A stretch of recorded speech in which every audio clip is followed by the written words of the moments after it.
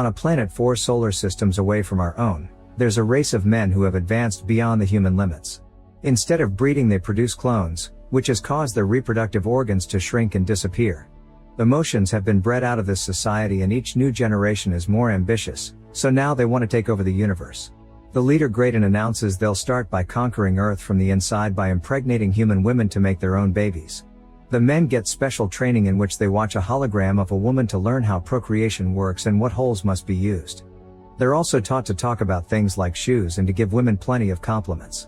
A hologram of a woman plays for several minutes, and the men are taught to often say "uh-huh" so she knows they're listening. They do date simulations and speedrun to see who can get coitus the fastest, believing one compliment and a glass of wine is enough. Whenever they celebrate, they stomp their feet instead of clapping. The first man chosen for the mission is given the human name Harold and a robotic reproductive organ before he leaves.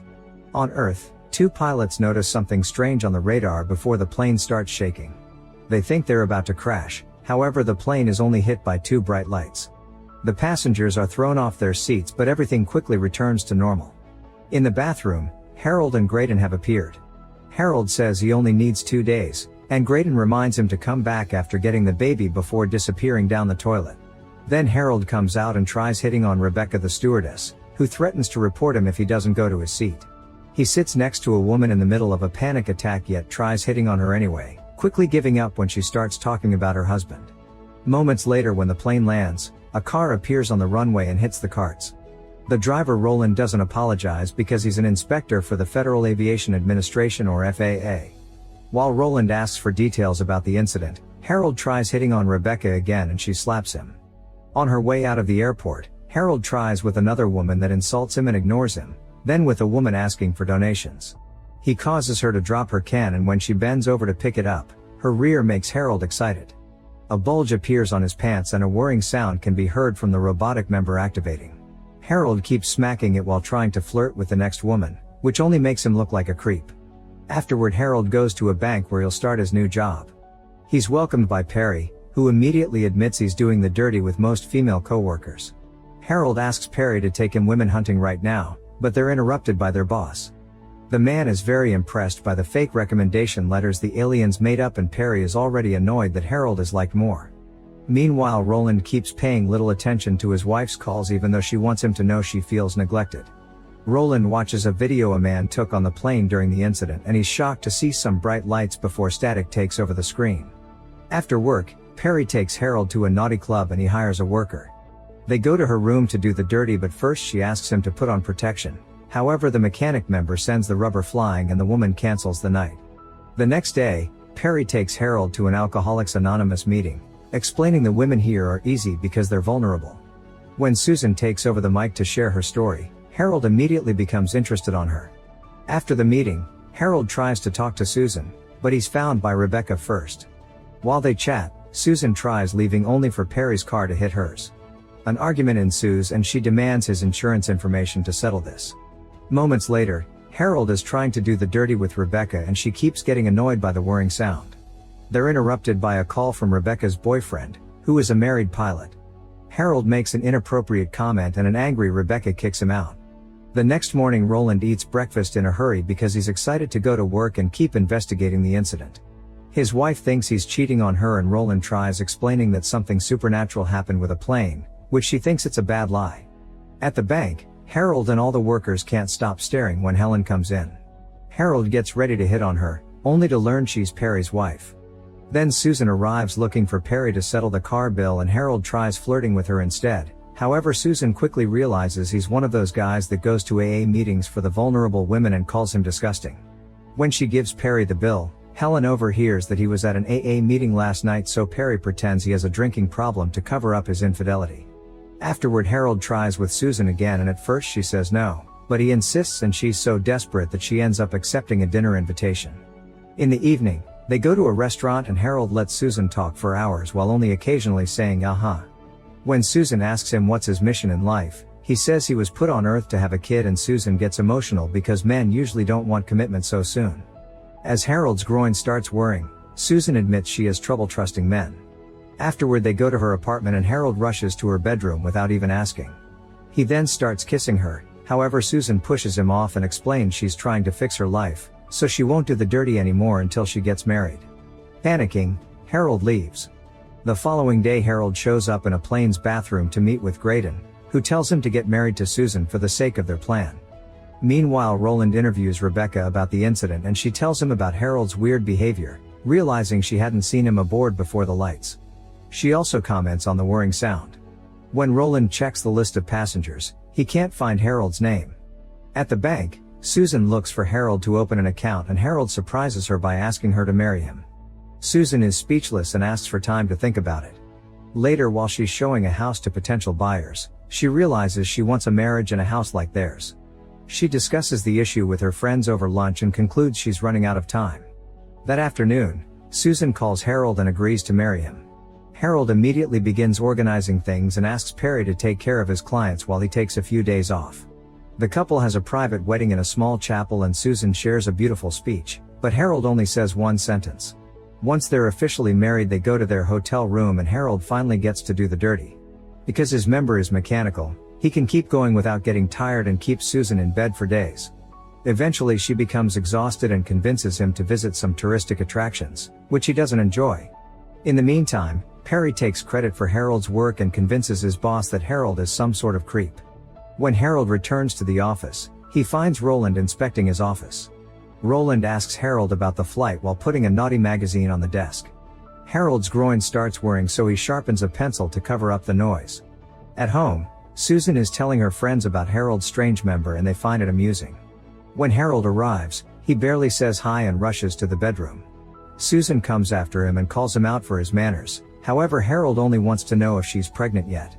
This makes Susan feel ignored and Harold tries to assure her he cares, so she hugs him and makes him whir. Sometime later, Susan tries another pregnancy test and is negative again. Harold gets annoying about the subject and Susan feels like he only values her for her womb. Harold continues to make clueless comments and causes Susan to snap, so she goes on a rant on how she needs more from this relationship to make it work. She asks for some comfort and has to teach him how to cuddle her, but he still tries to make it dirty. Susan snaps again and says he should be more human, causing him to panic and run away. Soon Harold meets with Graydon on a plane bathroom again and says he wants to quit the mission. Graydon forbids him and tells him that if Susan is being difficult, then he should get a different woman pregnant instead. Meanwhile, Roland is gathering alien drawings because he thinks Harold is one. When he goes to the airport, he gets a call telling him about another plane seeing the same lights and with the same Harold aboard. That night, Harold goes to a bar and tells an old lady that he's an alien while drinking. However, the woman drinks too much and passes out. At that moment, Helen arrives and chats with Harold, finding him amusing. Soon his groin starts whirring and Helen invites him to her house while Roland watches from afar. The couple tries to do the dirty, however the whirring stops and Harold is unable to perform. He goes to the bathroom to smack it into working and Roland appears at the window to take a picture of him. Harold panics when he hears a noise and tells Helen he can't do this, so she explains he must be feeling guilty over Susan. When Harold gets home, Susan welcomes him with a song and announces she's pregnant, so they reconcile with a hug. The next day he's in such a great mood that he doesn't mind finding Perry getting dirty with another employee in the vault. He hears from his boss that the promotion is being discussed for either him or Perry, so Harold sends the man to the vault to make him see the truth. Meanwhile, Roland is listening to the radio and learns from the news that the power balance in the Middle East is changing because one country is having more children than the other.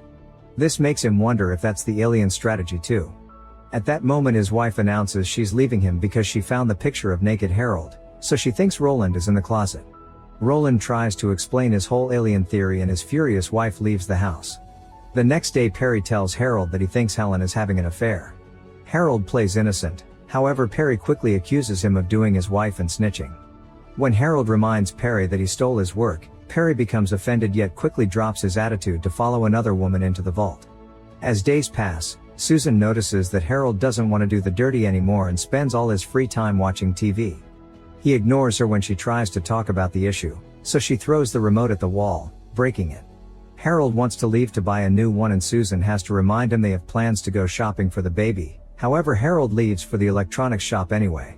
Sometime later they go to the doctor and Harold keeps talking about the remote while Susan gets an ultrasound.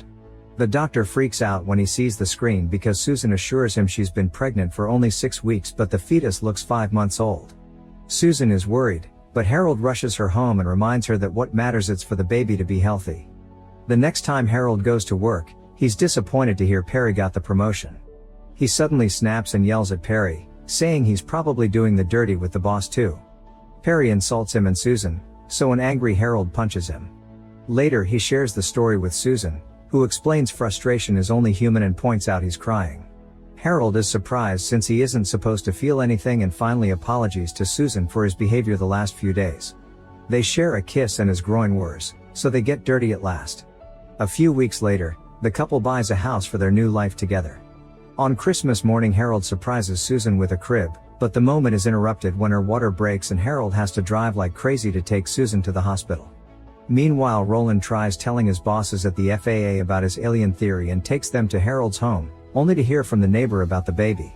Soon Susan is giving birth surrounded by a dozen specialists because of her unique situation. She worries because she doesn't hear the baby cry, but the doctor assures him the boy is healthy and puts him in her arms. Harold's happiness drops when he sees Graydon watching him outside the room. Later while the baby is in the delivery room, Harold informs Susan that he must leave and won't be coming back.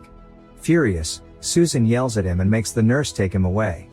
By the time Roland arrives with his men, Harold is already gone. Guessing that Harold is going back to his planet, Roland rushes to the airport and searches for a flight with Harold's name.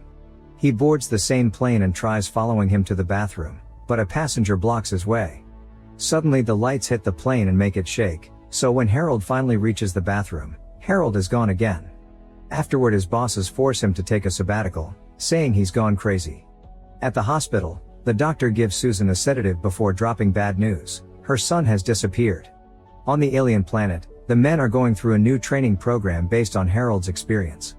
The hologram is now based on Susan, so when Harold has to teach them how to deal with certain situations, he looks at her face and feels guilty. Suddenly he turns the hologram off and tells the men that Earth is full of conflict, but that's a good thing because it helps people learn more about themselves. He also questions why they must conquer Earth and give up emotions, so Graydon orders the guards to drag him away. On his way out, he's shocked to discover the aliens have kidnapped his baby. Afterward Graydon scolds Harold in front of everyone and reveals they've taken care of the woman at the bar because Harold told her he's an alien. When Harold questions the system again, Graydon announces he'll be sent to the purification center. The guards drag him away again, but this time Harold knocks them out. He immediately runs to rescue his baby and triggers an alarm, causing more guards to come after him. Soon he's surrounded by armed men, however they step back when the baby starts crying. They ask Harold to turn him off, so Harold starts making up lies about the power of babies to scare them more. Then the baby starts peeing at the men's faces and they run away in panic, allowing Harold to touch the teleporter and appear on another plane. At home, Susan and her friends are making missing posters for the baby that have Harold's face as the kidnapper. At that moment he shows up and finally remembers the friends' names. Susan immediately takes her son back and asks her friends to take care of him so she can talk to Harold in private. Harold tells her the whole truth but she doesn't believe him and tries to call the police. Desperate, Harold makes a bright light appear on his nose while Roland watches from the window. Susan has a breakdown while Harold apologizes, saying he doesn't understand what love is. Then he kisses her forehead and leaves. Outside Harold bumps into Roland, who asks him to come home and show the light to his wife so she'll believe him too. At that moment Graydon blocks their way and threatens them with an alien weapon, however Roland quickly kills him with a normal shot. Then he takes the body with him as he leaves to prove his story to the world. Suddenly Susan comes out and tells Harold she doesn't know what love is either, so she wants them to learn together. The couple then reconciles with a kiss. A few days later they have a proper wedding ceremony with friends from both planets. Roland attends with his wife because they're doing better, and Perry is with both his wife and his mistress. This time Harold has prepared some beautiful words for his vows, and the happy kiss causes all the aliens to start worrying. On their way to their honeymoon, Harold announces the aliens want him to be the new leader and proposes to live on the other planet.